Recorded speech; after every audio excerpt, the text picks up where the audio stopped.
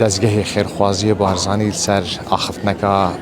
جناب بارزانی نمریه هاتیه دامزراندن که امرت که شانازی امروف خدمتکاری ملت خوبی افرو ام دوینین که دزگه خیرخوازی بارزانی یه شیعی که ببیده جه امیده و خلق کردستانه و می او کسید که بیتوی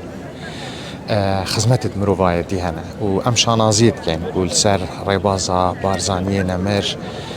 دزگه خیرخوازی بارزانی افرو نگ کردستانه دا بلکه دوری و جهانش دا سازیه که دیاره سازیه که پیشکفتیه و سازیه که بوه جه امیده و کردستانیان و مالبات شهیده و پیشمرگه و خطابی و لاوت کردستانه ام یدید کن که ام بشین تاست و پیاما مزنا بارزانی دا بین ابتایبتی جو که امریکی گور مروف خدمتکار ملت خوبی دزگه خیرخوازی بارزانی همیشه آنت خو اخی دکار که بشید گزارش تکا باشت لوی هزری لوی فلسفه جوانا بارزانی نمید کاغ موسی هنگو بو ماه رمضان هنگو چه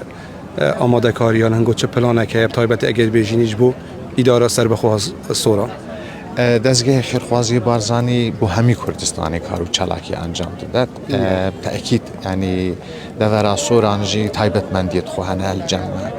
و ما محاوله کردیه که اندک پروژه مزن دویره بهینه چه کرنه و ایشالله دید هیامکی نزیک دا ویجا چد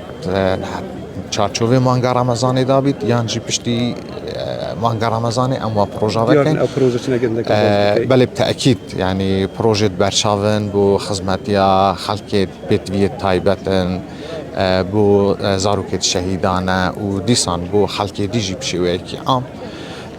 کار و آماده کاری تحتیه کرنه که خدمت آنها